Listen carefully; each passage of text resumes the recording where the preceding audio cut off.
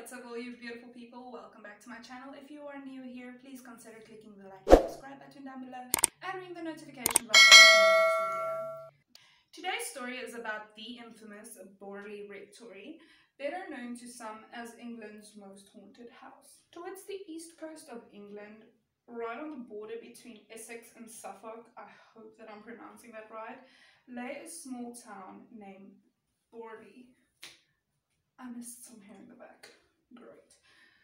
Borley was, or probably is, famous for the rectory that used to stand there. This rectory was built on Hall Road, right opposite the church. It was constructed in 1862 as a replacement for the previous rectory that burned down in 1841. Over the years, Borley has been subject to many rumors about paranormal activity. Some of them being that there are disembodied figures roaming around on the grounds, and others being that they heard the disembodied screams of a young lady. And then the most famous, of course, is the nun that was roaming the grounds. So there are many rumors about where the nun came from. One of the rumors is that where the rectory stands, there used to be a monastery. And one of the monks from the monastery fell in love with a local nun. Of course, this was forbidden because, I mean, yeah, let's not dive into that. So this monk and nun wanted to run away together to elope and settle down in the countryside. I mean, love is love, guys. No matter who it is, no matter what, like, love is love, and just go with it. So, just when they ran away, the local people caught up to them, and I want to say, arrested them. And the monk was hung because of what he did. I mean, it's illegal to love somebody in those days, I guess. So the nun was apparently bricked up within the walls of the monastery while she was still alive. The other, I want to say theory, legend, whatever, is that like 500 years after the monastery thing, there was a man named Henry Waldegrave, and he married a French nun with the name of Mary Lair. Now, legend has it that he got very angry one night and he decided to strangle her to death. To cover up the murder, he buried her in the cellar, which is, I mean, very sad. I mean, wow. The first people to live there after the reconstruction was Henry Dawson Ellis Bull. We will call him Henry from henceforth because I'm not going to torture myself like that. So Henry moved into the rectory with his wife, and they ended up raising 14 children there. They decided to build a new wing in 1871 because, I mean, they had a big family and they needed better living quarters.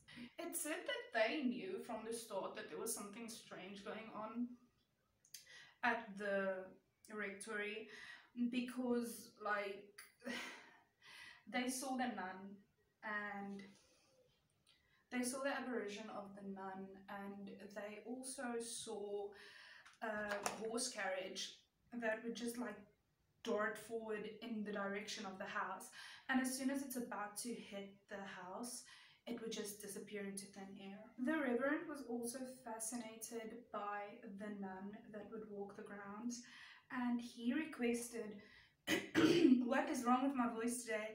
He requested a summer house be built overlooking the plot of land where they would see the nun roaming around. They dubbed this the Nun's Walk. So Henry, my guy Henry, he would sit by the summer house every night trying to catch a glimpse of the nun.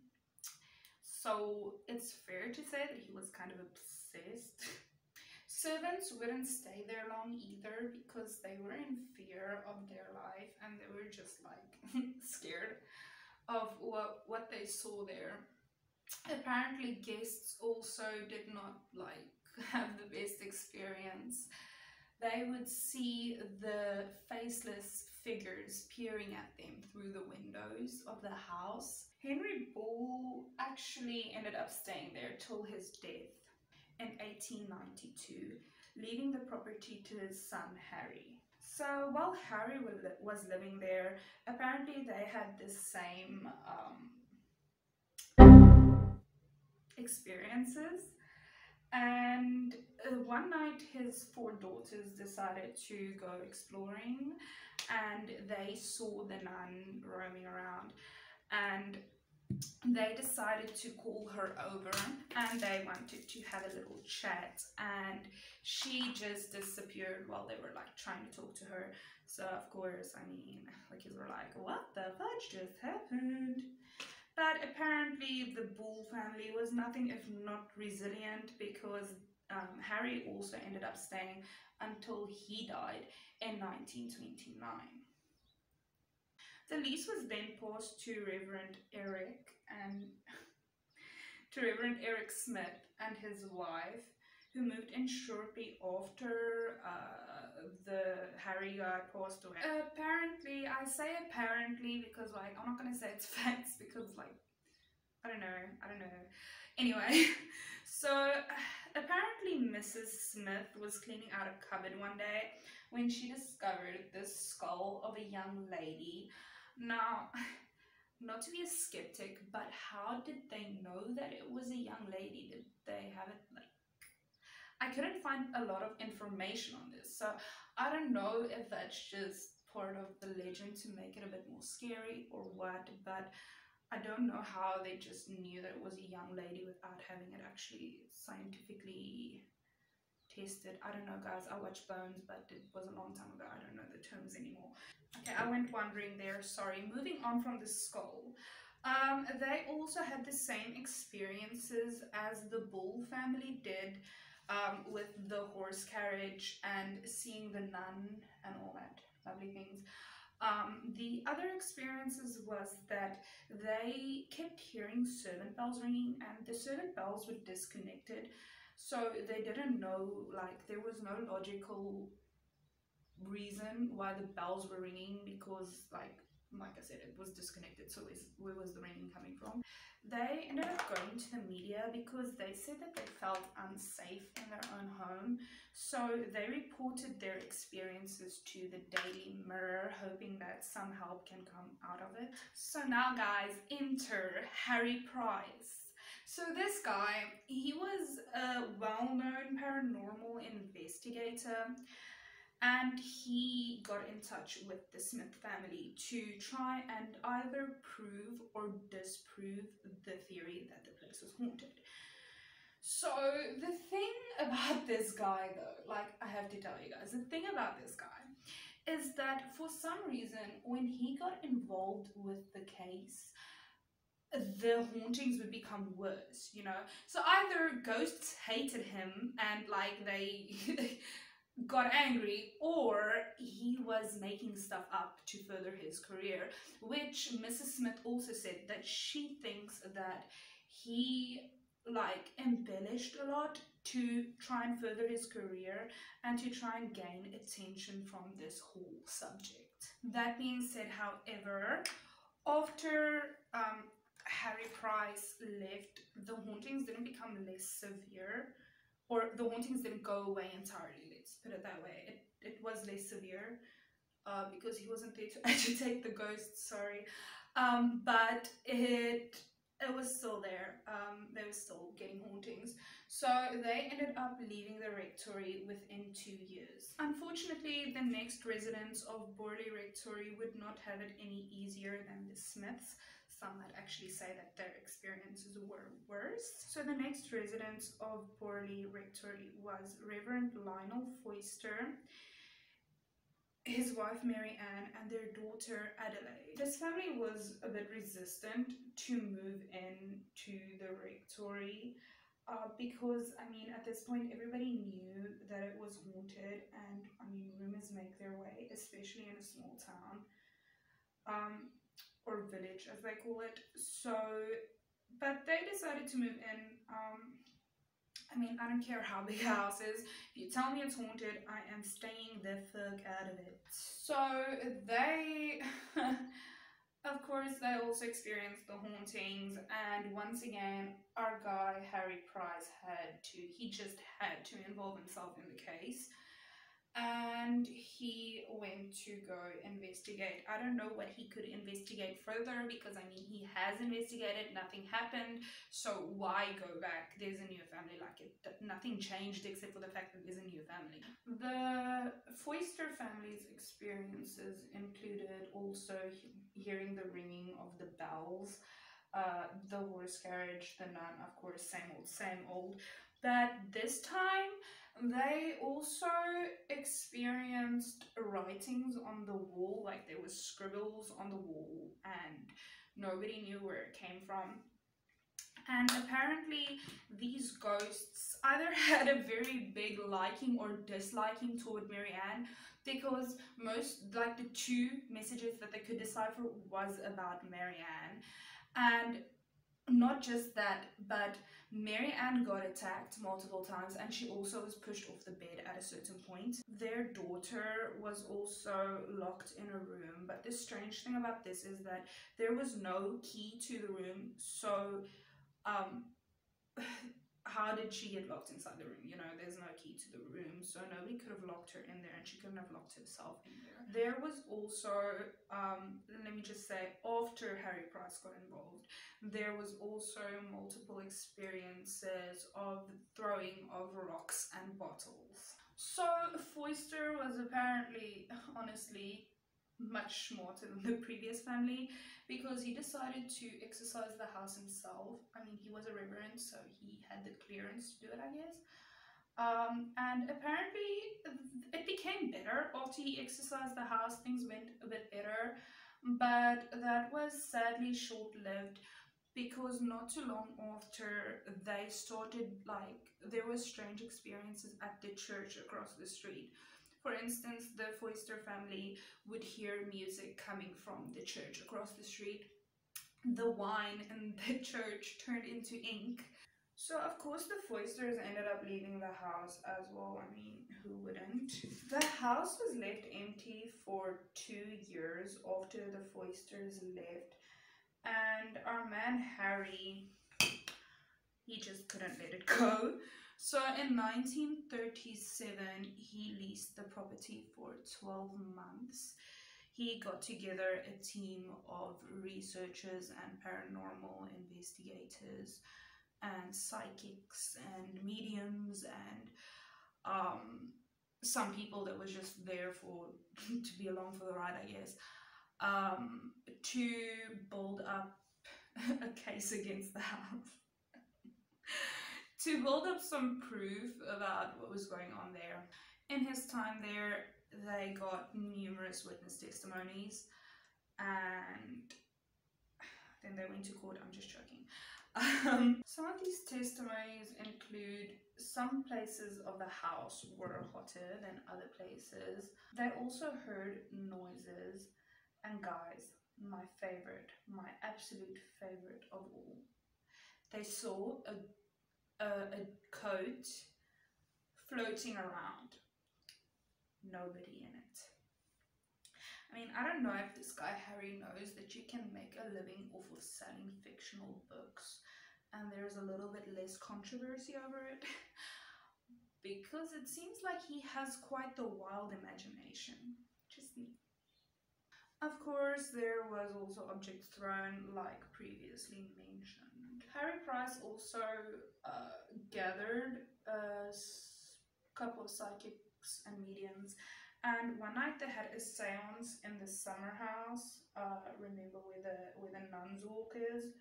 So the medium, psychic, I don't know, I don't want to offend anybody, whatever you are, they got in contact with the ghost of Mary Lair. Remember the nun that was strangled by her loving husband? So Mary Lair ended up confessing that she was the one who wrote the notes on the wall for Mary Ann. And they also got in touch with another spirit. The spirit's name was Sunix Amures. Draw your own conclusions. I don't know. Anyway, so this Amira's ghost thing guy, I don't know, does ghosts have a gender? Let's just, okay. Sunex Amira's said that basically he was going to burn down the rectory and they will find the bones of a young lady that was brutally murdered. So of course 12 months is just that long and the lease was up and Harry Price ended up leaving the rectory. In 1938 the rectory was taken over by Captain Gregson, and his idea was basically to do guided tours of the rectory because everybody was curious. He also, of course, claimed to see the nun, all the same old things. And the creepy part is that to the day 11, why can't I speak? 11 months to the day, the rectory ended up burning down. This was caused by a gas lamp that fell over and it basically burned the rectory down there was no saving it, let's just put it that way.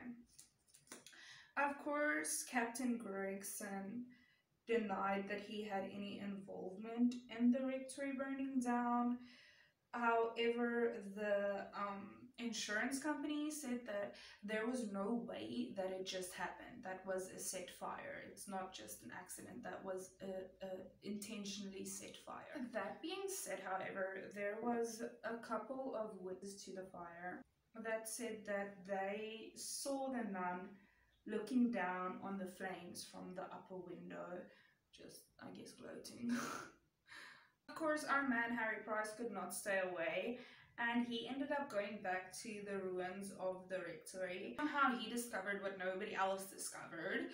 He discovered the jawbone of a female. Once again, how did he know it was a female? Anyway, so he discovered the jawbone of a female underneath the wreckage, and he said that the only way to get the rectory to not be haunted anymore was to give the bones a proper Christian burial. And who would have guessed it? The bones turned out to be pig's bones. So he wanted to bury the pig bones in the Christian cemetery. Well done, bruh. Well done. So now we can finally get to the reason why I've been so skeptical about this Harry Price guy. One of the guys that was walking the property with him one day, he said that he was just like walking, minding his own business, and suddenly a rock hit his head. So remember, guys, the ghosts apparently threw rocks and bottles at people. But this guy said that like he turned around and Harry Price is behind him. So he decided to go search his pockets and he found similar rocks in Harry Price's coat pockets. So he's the one throwing people with friggin' stones.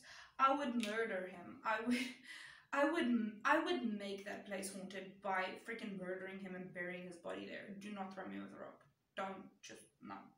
The other thing is that Mrs. Foister, she said, like, after years and years and years and years, she did say that she had an affair, and saying that the house was haunted basically gave her the time to slip away and go carry out her affairs. She also claimed that a lot of the activity in the earlier years was her playing practical jokes on her husband.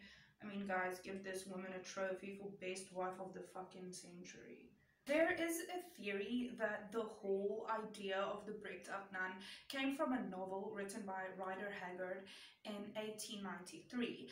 This novel was called Montezuma's Daughter, and it basically had the same idea behind it. So that's why a lot of people think that maybe, just maybe, that was a lie. Anyway guys, let me know what you think of the story. Do you think it's all lies? Do you think there's some lies? What do you think? Do you guys trust Harry Price? Because I don't. His name says it all. For the right price, I will do anything. Anyway guys, please don't forget to click the like and subscribe button down below and ring the notification bell so that you don't miss future videos. And thank you so much for watching. Bye. Mwah.